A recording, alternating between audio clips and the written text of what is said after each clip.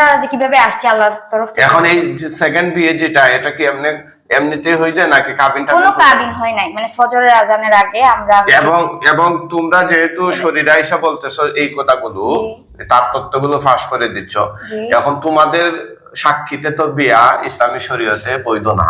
তোমাদের এগুলো তো মানুষ সাক্ষী লাগবে, 2 জন সাক্ষী লাগবে, মেয়ের অভিভাবক লাগবে। আমরা হচ্ছে যে আপনার হচ্ছে যে সূরা দিয়া যেভাবে হয়, সূরা দিয়া ওনার তখন ওই ছেলের কাছে টাকা ছিল না, আমরা হচ্ছে ওই যে আচ্ছা, কতজন তোমরা আছো তার সাথে? এই কতজন? আমি আছি। তুমি? আচ্ছা, তুমি পুরুষ না মহিলা? আমি জানি না। এই সত্য কথা বল, না গলা চিপা দেবো, দেবো শ্বাস বন্ধ করে দেবো। তুই পুরুষ না মহিলা? জোরে কও। এই মহিলার সাথে কতদিন ধরে আছো? হ্যাঁ, তার সাথে কতদিন ধরে আছো রে? জানি না। জানোস না? তোরে কেউ পাঠাইছে না নিজে নিজে আসছস তার সাথে? আমি কিচ্ছু জানি না। হ্যাঁ, কতদিন ধরে আছো? কিচ্ছু কইতে পারি না।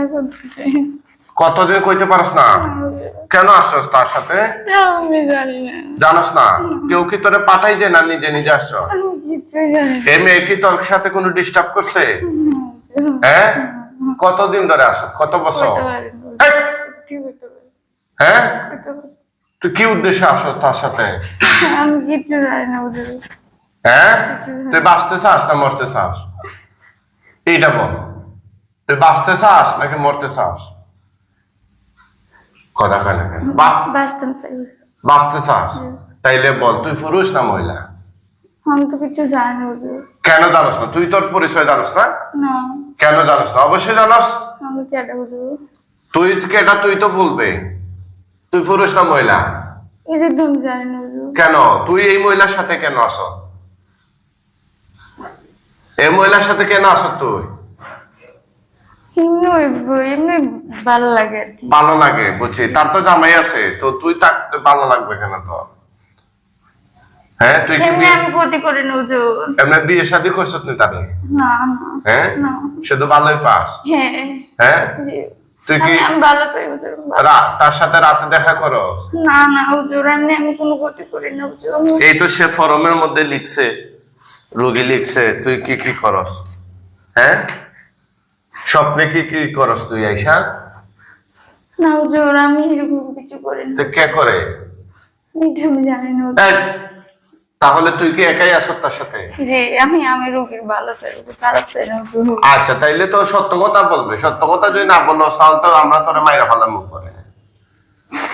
এমনি হুজুর, রুগীর হাজবেন্ড অনেক কষ্ট দেয় হুজুর, কিছু বোঝে না, সব সময় অবহেলা করে, কোনো মেয়ের কোনো কথাই শুনে না। বিয়ের পর থেকে সব সময় মানে মেয়েটার উপরে মানসিক অনেক টর্চার তারা করে, সবাই মিলে মেয়েটারে বলবো যে দেখে আমি তার কষ্ট দেখে আইসি হুজুর। এমনি আমি খারাপ চাই না তার, মানে পারিবারিক বুঝে আমি সব সময় তারা বলবো যে তার আর্থিক দিক দিয়ে কোন, মানসিক দিক দিয়ে কোন, সব সময় তার কোনো কথা শুনে না।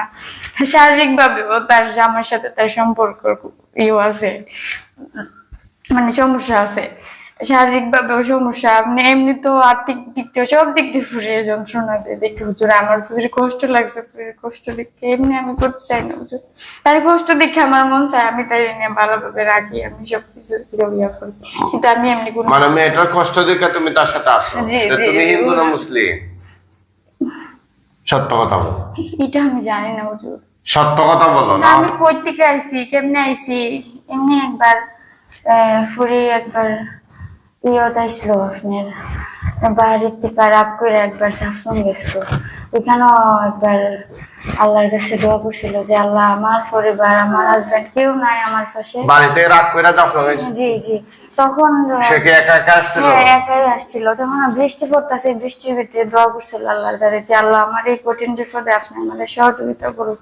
তখন আমি ওই ফুরিটার সাথে আসলাম তখন। আচ্ছা আচ্ছা, তখন তুমি তার সাথে ছিলে? হ্যাঁ, তোর তার হাজবেন্ডের সাথে তার অনেক বড়, এটা কি সে যে রাগ করে আসছিল, এটা কি তার বিয়ের পরে নাকি বিয়ের আগে? তার হাজবেন্ডের উপর তার ভুল বোঝাবুঝি হইয়া তার হাজবেন্ড তারে কইছিল যে আপনি তোমার সাথে আমার আসফার পর থেকে আর কোনো সম্পর্ক নাই। তার ফুরিটার মনও আপনার অনেক কষ্ট লাগছে এই কথা শুনবার পরে, যে সম্পর্ক নাই মানে সে মন থেকে মাইনা নিছে যে তার হাজবেন্ডের তার সাথে তার আর কোনো সম্পর্ক নাই। পরে ফুরিটা চাইছে যে আরেকটা ইয়ের সাথে সম্পর্ক করবার লাগি। আমার সাথে আমার আমার নাম ঈশান, ঈশান আমার নাম ঈশান। ফুরি আপনার ইয়েত গেছিল, সিলেট মাজারও গেছিল, যাওয়ানে ওইখানে ফুরির এলাকার আরেকটা ছেলে, ওই ছেলের সাথে আবার ইলিয়াস নামের একজন জিন ছিল। তো আমরা দুইজন মিল্লা, আল্লাহ সাক্ষী রেখা, ওই দুইজন জিন মিল্লা আমরা ওই ছেলেটার সাথে আল্লাহ সাক্ষী ফজরের সময় আমরা দুজন তারে বিবাহ দিছি। ওই জিনের সাথে? হ্যাঁ, না না না, ওই ছেলের সাথে, ওই ছেলের সম্মতিতে আমরা দুজন, ওই ছেলের সাথে থাকতো ইলিয়াস, আমি ওর শরীরে ঈশান। ওই ছেলেটাও পারিবারিক ভাবে কষ্টলে এই মাজারও আসছিল, তারা দুজনের মাজারও দেখা জন্য। তো দেখা পরে আমরা ওই তারারে এভাবে তারা দুজনের ইয়াটা আমরা ওই দুজনে মিলাইছি, আমরা কথাবার্তা কইছি তারা দুজনে, আর আল্লাহ সাক্ষী আর আমরা দুই জিন সাক্ষী, আর তারা দুইজন এই মানে এই মেয়ে।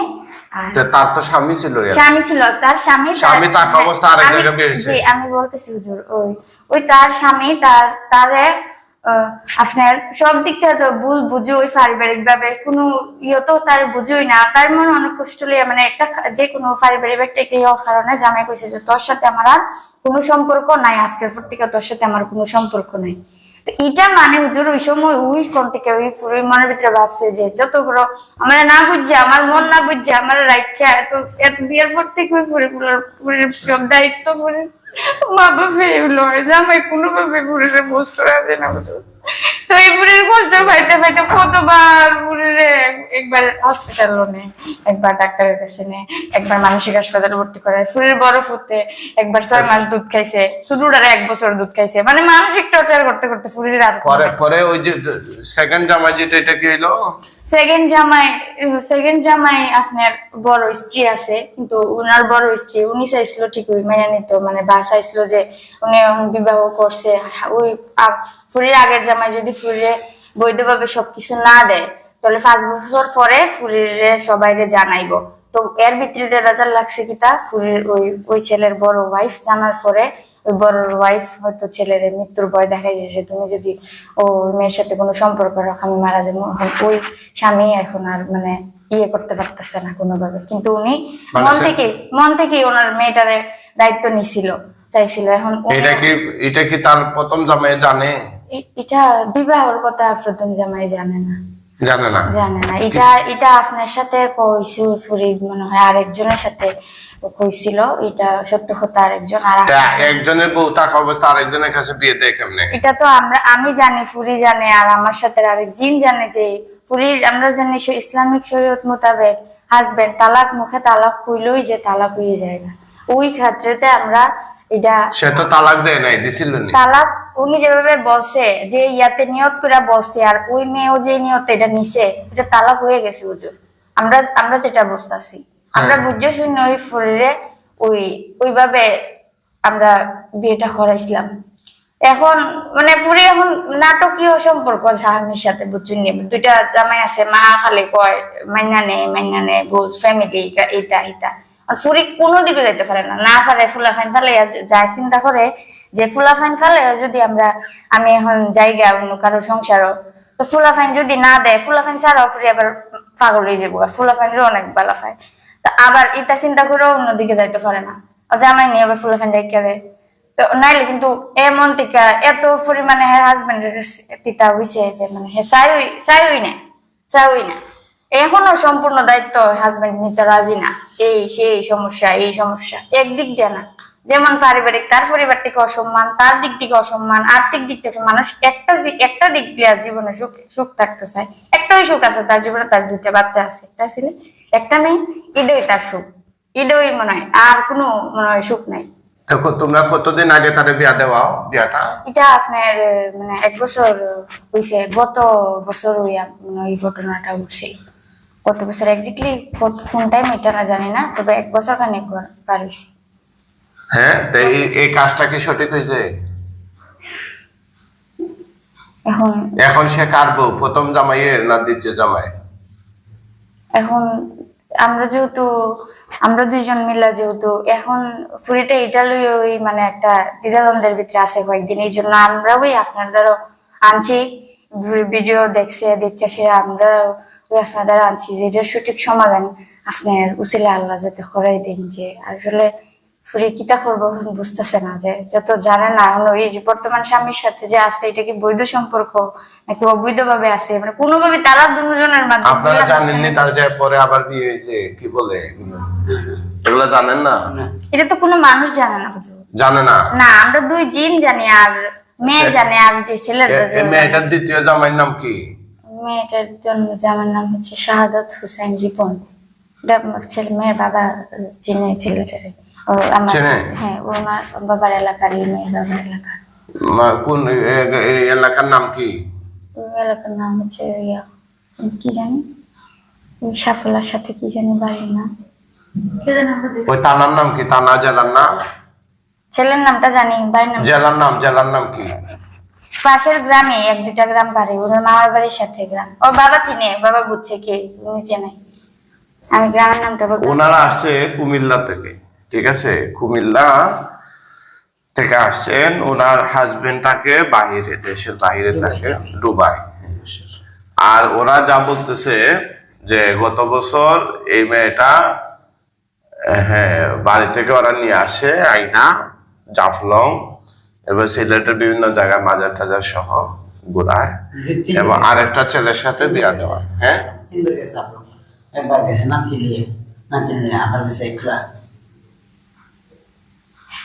এখন হচ্ছে এই যে কাহিনী, মানে একই মহিলা দুইজনের বউ। এখন কি প্রথম দ্বিতীয় জামাই তার সাথে তাকে যোগাযোগ করে? জি করে। জি। এগুলা কি প্রথম জামাই জানে? উনি তো যোগাযোগ না, কিন্তু উনি জানে যে দেশে আসছে বা যোগাযোগ আছে, কিন্তু ওনার তো কিছু না প্রথম জামাই কি জানে তার যে আরেকটা বিয়ে? না না না, এটা তো জানে না। এটা তো বললাম, আপনি হচ্ছেন দ্বিতীয় যে জানে সত্যি ঘটনাটা আপনার কাছে বলা হয়েছে। এর আগে একজনের কাছে বলা হয়েছে যে হচ্ছে একটা আঙ্কেল মেয়ে একটা থানার ওসিকে আঙ্কেল বানাইছিল, ওনার কাছে সত্যি ঘটনাটা শুধু বলছিল যে তখন ওর ফ্যামিলির সাথে অনেক ক্রাইসিস যাইতেছিল, তখন ওই লোকটারে মানে বাবার মতো মনে করে। তাহলে এটা তো প্রথম জামাইতে স্পষ্ট কোনো তালাক দেয় নাই, সে তো বলে নাই যে 1 2 3 তালাক এরকম বলে নাই।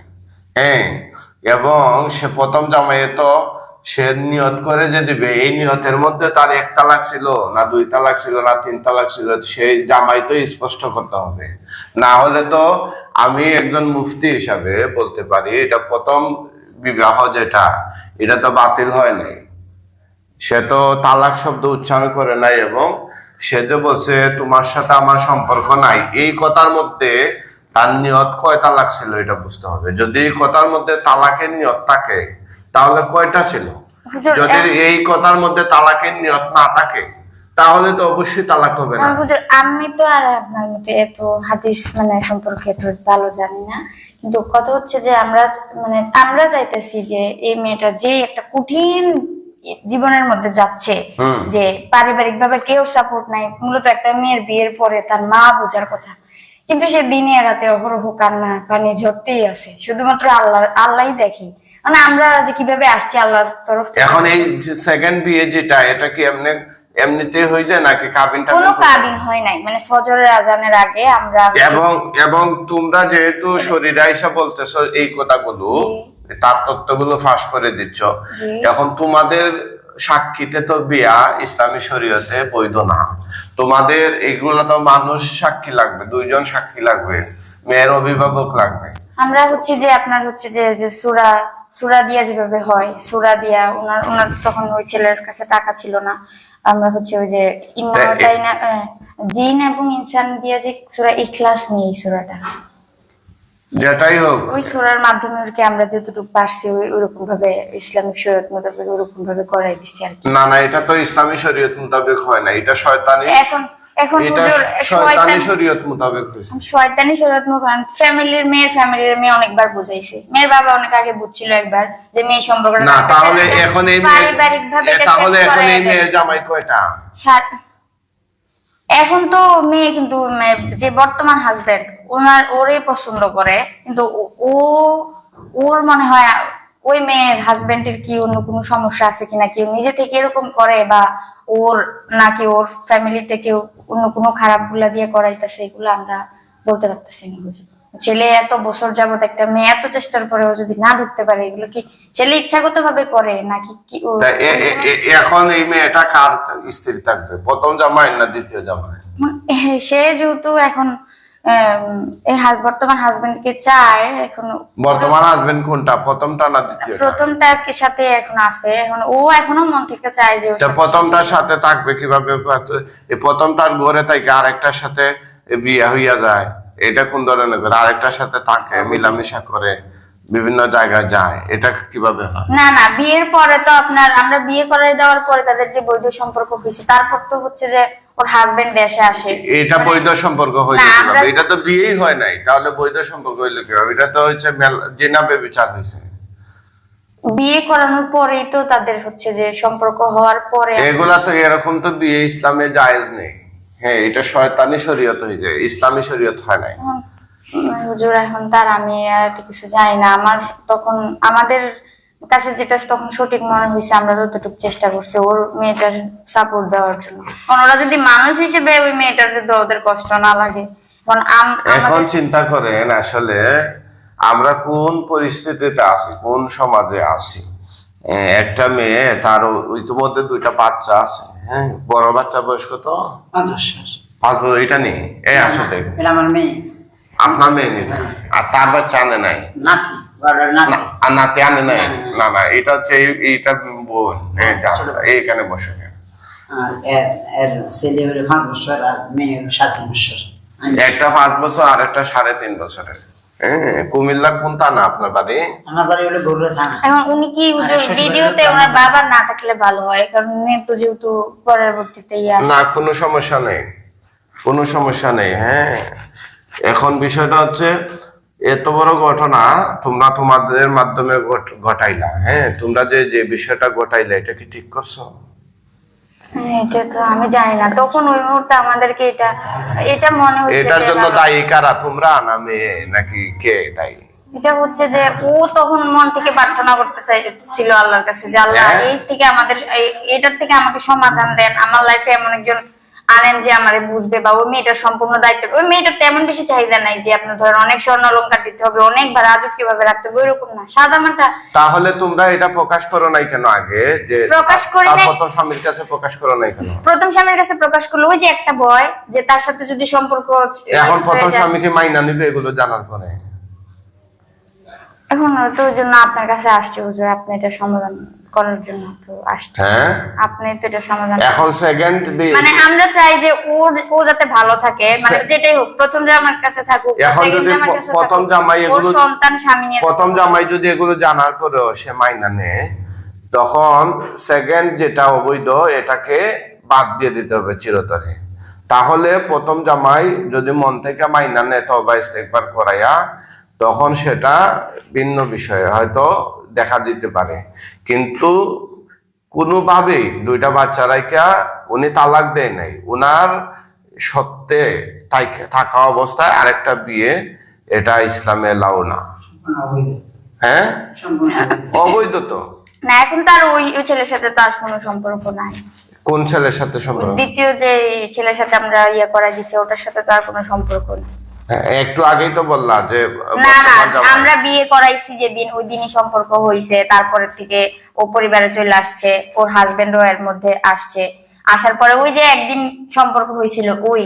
কেন তো এই তো মেয়ের বাবা বললো তোমরা 3 বার নিয়ে গেছো জাফলং। না, জাফলং গেছে 3 বার, সে তার মন মানসিকতা ভালো না খারাপ, সেইজন্য একা কিভাবে গেল মেয়েটা? একা আসছে, সে মাজার দেখতে আসছে, ঘুইরা মনটা যাতে ফ্রেশ হয় সেই। একা কিভাবে আসে? একটা মেয়ে হয় কুমিল্লা থেকে সিলেটে জাফলং, এটা কি বাড়ির কাছে? রাগ করে আসছে হুজুর, রাগ করে আসছে। রাগ করে একটা মেয়ে মানুষ আসে কিভাবে? ওই যে মানে এমন কেন আসছে আমি বলি,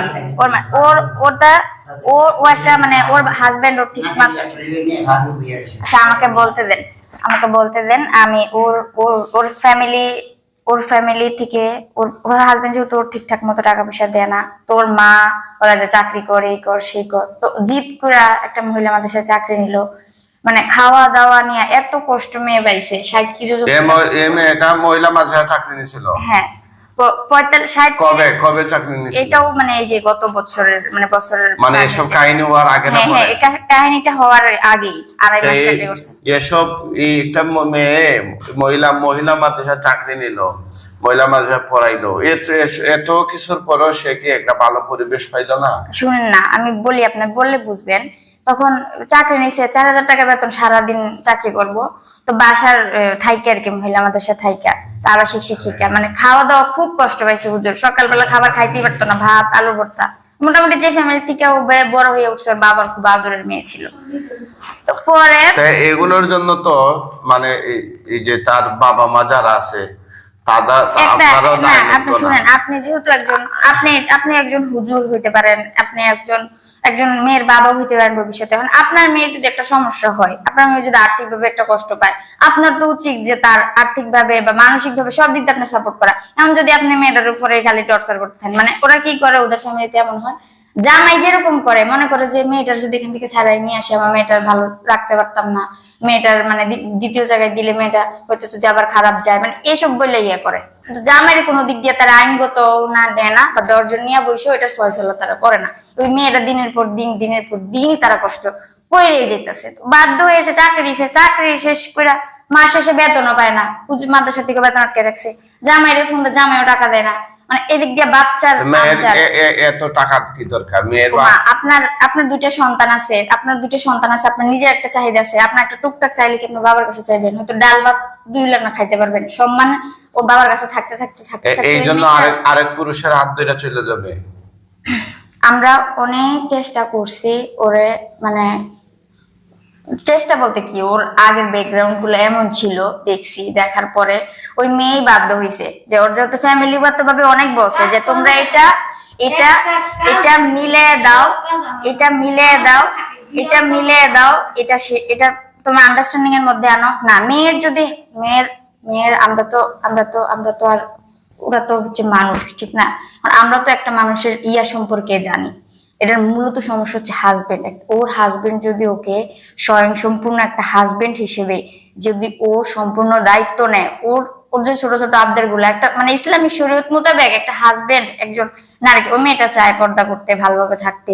ওই মেয়েটা কোন হাজবেন্ড চাইবে যে তার বউ আর একটা জামাইয়ের সাথে চলে? আমি বলি ওই মেয়েটা চায় যে ছোটখাটোর ভিতরে তার মানে ইসলামী শরীয়ত মোতাবেক চলতে, কিন্তু ওর হাজবেন্ড এটা বুঝতে রাজি না। ওর হাজবেন্ডের মতোই বুঝে, ওর গান ও গাবে, ও সারাদিন চিল্লাচিল্লি করলে ওর কানে ঢুকবেও না যে ওই মেয়ে আসলে কি চায়। এখন তোমরা কি চাচ্ছ? এখন আমরা চাচ্ছি হুজুর আপনার কাছে আসার এটাই হচ্ছে কারণ, এটার হচ্ছে যে আপনি ওই যে ওর হাজবেন্ডের কোনো পুরানো মানে ওর হাজবেন্ডেরও হচ্ছে শত্রু আছে। বিয়ের আগে ওই মেয়ের বিয়ের আগে ওর হাজবেন্ড কিন্তু একটা বিয়ে করছিল। এখন ওর পারিবারিক ভাবেও ওই ছেলেটা মনে হয় কোনোভাবে কোনো কিছুতে আক্রান্ত আছে, যেটা আমরা এক্স্যাক্টলি বলতে পারতেছি না, মনে হয় আছে। এটা আপনি একটু দেখবেন হুজুর, দেখার পরে দেখবেন যে ছেলেটা ইচ্ছা করে এতদিন সে মেয়ের সাথে এরকম করছে না অন্য কোনো কারণে এরকম করছে, তারপরে হচ্ছে আপনি সিদ্ধান্ত দিবেন। মানে কোন হাজবেন্ড? দ্বিতীয় হাজবেন্ড না প্রথম হাজবেন্ড? যে এত ঝামেলা থাকার কারণ কি? একটা মানুষের লাইফে এত ঝামেলা। এখন প্রথম কথা হচ্ছে তোমরা যারাই আসো তার সাথে যে কয়জনে আসো, তোমাদের সবাই আমি এখন মাইরা বললাম, হ্যাঁ, তোমাদেরকে জীবিত রাখা যাবে না। আর দ্বিতীয় বিষয় হচ্ছে সে তার প্রথম স্বামী তারা কিভাবে গ্রহণ করবে না করবে সেটা তার বাবা মা আছে, তারা আলোচনা করবে। আমরা তো খারাপ চাই না হুজুর, এইটা কি ভালো চাইছো? আচ্ছা হুজুর, আমরা যদি একজনের বউ আচ্ছা আমরা তো মানুষ যদি মাত্র ভুল হয়ে থাকে ভুল করে, তোমরা একজনের বউ আরেকজনের হাতে তুলে দিছো। আচ্ছা তাহলে হুজুর মাফ করে দেন, আমরা যদি না বুঝাও করে থাকি তাহলে মাফ করে দেন হুজুর। হ্যাঁ, আমরা কখনো আর ক্ষতি করব না। তোমরা আবার শরীয়তে আমরা ক্ষতি তো করি না, এটা তো আমরা জাস্ট ওর ভালোর জন্য এটা তো সিনেমাকেও হার বানাইলো একজনের না। আমরা শুনেন, আমরা যদি খারাপ হইতাম, মেয়েটা যদি খারাপ দিকে নিয়ে যেতে চাইতাম, তাহলে তো আমরা এখনো মেয়েটাকে অন্য কোনো দিকে মোটিভেট করতে পারতাম। আপনার কাছে আনা মানে কি হুজুর? আপনার কাছে আনার মানে হচ্ছে আপনি সমাধান করবেন, সমাধান দিবেন না আপনি। হ্যাঁ তাই যখন 10 বছর না না না, এটা সম্পূর্ণ মিথ্যা কথা। 12 বছর থেকে এগুলা হচ্ছে মিথ্যা কথা। মেয়েটা চঞ্চলতা, জায়গাতে 1 সেকেন্ড আপনি কি ওনাদের কথা নিবেন না আমার কথাটা নিবেন? 1 সেকেন্ড থাকে না। যে সত্য কথা বলবে তার কথাই নিব। না, আমি বলি মেয়েটার যে সমস্যাটা হচ্ছে, শুধু বাহিরে আচ্ছা তাহলে ওনাদেরটা নেন, তাহলে আমার আর বলার মানে কি? এরকম ছেলেদের সাথে এরকম ছেলেদের সাথে আড্ডা দিত। আড্ডা দিতে এরকম ছেলেদের সাথে এটা তো আপনাদের ব্যর্থতা, আপনাদের ব্যর্থতা। আপনারা বাবা মা হয়েছেন, মেয়েকে কন্ট্রোলে রাখবেন না। কি করে কোন কত জায়গায় গেলাম শেষ সন্তান পাইলাম। وقال الذين كفروا ربنا أرنا الذين أضلانا ওনারা তো সন্ধান দেন না হুজুর, আমি আসছি। نجعلهما تحت أقدامنا ليكون من الأسفلين। আল্লাহ কোরআনে বলছে যখন কিছু সন্তান জাহান্নামে যাবে, কোথায় যাবে? জাহান্নামে যাবে, তখন সে বলবে আল্লাহ আমার বাবা মাকে একটু সাথে আনো, আমার কাছে আনো। বলবো কেন?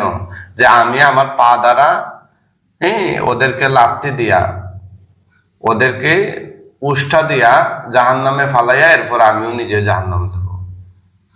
না হুজুর যখন না, তখন ও ছোটবেলা আল্লাহ বলবেন কেন? থেকে ও বলবে যে আমি সৎ পথে চলা এটা আমার শিখায় নাই বাবা মা, আমাকে আল্লাহ চিনায় নাই, না চেষ্টা করছি দেখেন রাসূল চিনায় নাই, আমি বলি হালাল হারাম চিনায় নাই। কারে শিখেছি কোরআন শরীফ পড়েছি একটা মেয়ের জন্য 4 জন পুরুষ, শিখেছি একটা মেয়ের জন্য 4 জন পুরুষ আল্লাহর দরবারে আসামি হবে। 1 নম্বরে তার বাবা,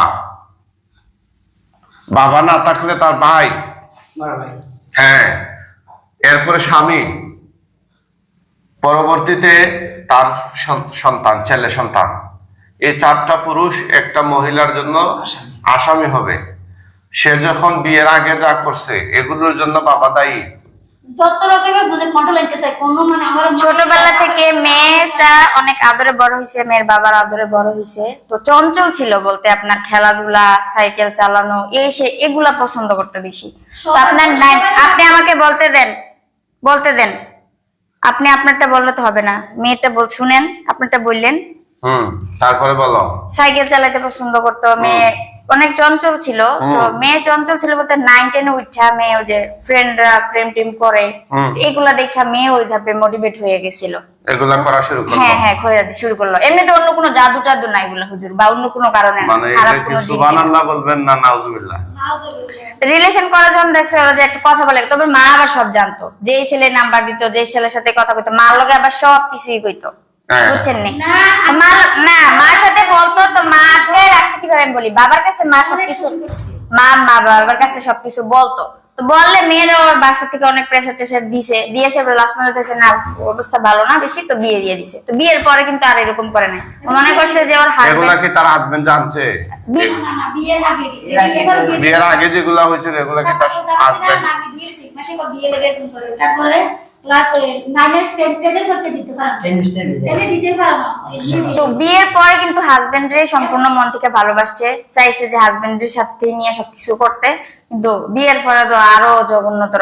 যে বিয়ের আগে যেই তাও বাবা মার কাছে যতটুকু পাইছে সবকিছু বাদ কাপড় মিললা একটু তাও একটু ফ্যাসিলিটিস বা এটা বিয়ের আগে থেকে ফ্রেম ট্রেম করছে, তো বিয়ের পরে তো হালকা পাতলা করবে নাকি? না না হুজুর, বিয়ের পরে করে নাই, কিন্তু বিয়ের পরে যে এইসব নিয়ে ঝামেলা শুরু হয়েছে। আরে হুজুর এগুলা তো ওই যে আপনি বললাম এমন একটা ফ্যামিলিতে বিয়ে হয়েছে যে 19 থেকে 20 হলে মেয়েটার 14 গোষ্ঠী লিয়া গালাগালি করতো, তো মেয়ে তো আবার ছোটবেলা থেকে এগুলা শুনে। মেয়েটা তো আগে থেকেই মনে করো গাছের ডালে ডালে ঘুরে, তাহলে তো হ্যাঁ বন্দি জায়গায় যে মেয়েটারে ফালাইছে ওর ভালো লাগতো না, আর হাজবেন্ডও মানে 24 ঘন্টা। এটা বন্দি জায়গা কিভাবে? তার হাজবেন্ডের সংসার করবে, এটা কি বন্দি জায়গা না? আচ্ছা আপনার একটা কথা বলি, আপনি আপনার স্ত্রীর শুধু ভাত কাপড় দিলেন আর দায়িত্ব নিলেন, তো আর ওর তো দায়িত্ব তার কি দায়িত্ব? মানে কি তাকে কি মানে এলাকার লোকদেরকে কিছু ঘুরতে দিবে? না এটা না, আপনার বউ যখন নতুন বিয়ে হয় তখন উদাহরণ নিজের মধ্যে দাও। আচ্ছা ধরেন একটা মেয়ের যখন বিয়ে হয়, তো ওই মেয়েটা কিচ্ছু পারে না, ভাত রাঁধতে পারতো না, ওই মেয়ে ডিম বাজিও করতে পারতো না, তো চেষ্টা করতো যখন যেটা কইতো শাশুড়ি, তো 19 থেকে 20 হতে এটা পারতো না, 14 গোষ্ঠী লেগে গালাগালি করতো। তো মেয়ের আমার কথা শোনো, এই মেয়ে যে অপরাধ করছে, জি এই অপরাধের শাস্তি হচ্ছে মৃত্যুদণ্ড। এখনো পর্যন্ত রান্না বান্না করে, এখন পর্যন্ত কাপড় গুছায় না। এখন সহজ কথা হচ্ছে তার শাস্তি হচ্ছে মৃত্যুদণ্ড। একটা বিবাহিত পুরুষ বা বিবাহিত মহিলা এই ধরনের জিনা ব্যভিচারে লিপ্ত হলে ওদের শাস্তি হচ্ছে ইসলামী শরীয়ত মোতাবেক মৃত্যুদণ্ড। আচ্ছা, আমাদের শাস্তি আপনি দিবেন, কিন্তু মানুষের ওর হাজবেন্ড যে ওর প্রতি এত নির্যাতন, এত নির্মম অত্যাচার করছে, ওরা যে পরিবার হয়ে মা বাবা হইয়া যে এটা সমাধান করলো না, এটার বিচারটা আগে করেন হুজুর। হ্যাঁ হুজুর, যে ওই ওনার সাথে হচ্ছে বড় সমস্যা, বুঝছেন? ওই মেয়ের মহিলার সাথে আছে অনেক বড় ধরনের সমস্যা, মানে উনি ওনারটাই বুঝবো, উনি ওনার হাজবেন্ডটা ওনার পুরো পরিবারটাতেই সমস্যা। এই জন্য আর ওর মেয়ের জামার সমস্যা কি, যতই সমস্যা ওর বাবার কাছে ওরে রাখবো, ওর বাবার কাছে রাখ। কেন তুই ছেলে হয়েছিস, তোর বউ তুই আলাদা রাখবি, তোর বউ যদি কাজ নিয়ে সমস্যা 19-20 বিয়ে করছিস, তুই মেয়ে কাজ পারে না, ঠিক আছে, আর তোর ফ্যামিলিতে যদি সম্মান না দেয় মেয়েরে, তুই আলাদা রাখ। সম্মান কিভাবে দিবে? মেয়ের এত অভিজ্ঞতা, এত কি তার জীবনে ঘটে গেছে, এগুলো ছেলের ব্যাকগ্রাউন্ড কি ভালো ছিল না হুজুর? ছেলে বিয়ে যদি ফ্রেম করছে 5টা, ছেলে করছে আরো 50টা, বুঝছে? আজানিয়া তু আজানি। আর মেয়ে যদি বিয়ের আগে শারীরিক সম্পর্ক করে নাই, ছেলে আর শারীরিক সবকিছু শেষ করে তখন বিয়ে করছে। ছেলের সবকিছু বিয়ের আগে সবকিছুই হয়েছে, মানে কার সাথে? ওই যে যাদের সাথে প্রেম করতো, আবার ছেলে বিয়ের আগেও বিয়েও করছে। আর মেয়ে তো বিয়ের আগে কোনো শারীরিক সম্পর্ক হয়নি। আর তাহলে তোমরা কারা? তোমরা কবে থেকে আসো তার সাথে? আমরা আমি যে হুজুর বললাম যে গত বছর থেকে। হ্যাঁ, ওই যে জাফলং যখন আসছে তখন থেকে। এমনিতে আমি হুজুর কোনো ক্ষতি করি না, যেটা সত্যি, যতটুকু সত্যি সমাধানের জন্য আসছি। এখন যদি আপনি আমাকে দোষী মনে করেন, তাহলে আমি শাস্তি। তুমি অবশ্যই দোষী, তুমি এত কিছু ঘটাইছো, সবকিছু মিলাইয়া। হ্যাঁ, এখন আমি তো আমার নিজের ইচ্ছা ঘটাই না হুজুর, এখন ওই মেয়ে যদি যেটা মন থেকে চায়, আমরা শুধু জাস্ট এটা করাইছি।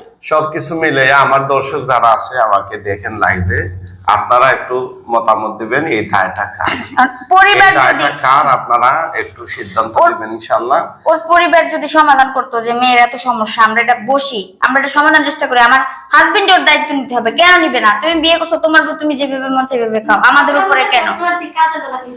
ওই যে এটা হচ্ছে হুজুর, সত্যি কথা বললে ওনার মা ওই মেয়ের সাথে এরকম করে, তো এই মেয়ে বাধ্য হইয়া না পায় হাজবেন্ডের সাপোর্ট, না পায় মায়ের সাপোর্ট। এখন কি আমি মেয়ে কথা বলতেছে না আমি কথা বলতেছি, তাহলে উনি ভাবতেছে ওনার মেয়ে কথা কইতাছে, তো ওই লাগে ফিকশন। তো উনি ওনার জামাইয়ের সাথে পক্ষ নিয়ে নেয়, ওই জামাই যে দোষী, ওই দোষীটার পক্ষ উনি নেয়, আর মাঝখান দিয়ে ওনার মেয়ে খারাপ, ওর জামাইয়ের কাছেও কয় যে আমার মেয়ে খারাপ। তো কেমনি সমাধান হইব হুজুর? আচ্ছা ঠিক আছে, তোমাদেরকে আমরা এখন মাইরা ফলাইতেছি ইনশাআল্লাহ। সবাই মতামত জানাবেন এই লোমহর্ষক ঘটনায় আসলে দায়টা কার, কে প্রকৃতপক্ষে দায়ী, জিন নাকি মেয়ে নাকি তার স্বামী? হুজুর আমরা বাচ্চা থাকতে এটা হুজুর আমাদের একটা সুযোগ দেন, আমরা বাচ্চা থাকতে একটা সমাধান দেখতে চাই যে এই মেয়েদের যে আসলে কিভাবে সেটা সমাধান হয়, আমাদেরকে এটা একটু দেখা সুযোগ। না আপনার কাছে তো আসছি সমাধান, না এটা তোমাদেরকে বানা, এটা পরে আমরা চিন্তা ভাবনা করব। তার বাবা মা আছে, তা আমরা যদি মইরা যাই, আমি যদি মইরা যেতে কেমনে দেখব হুজুর? তোমার দেখার দরকার নাই, তুমি দেখবা কেন? তোমার দেখার এত শখ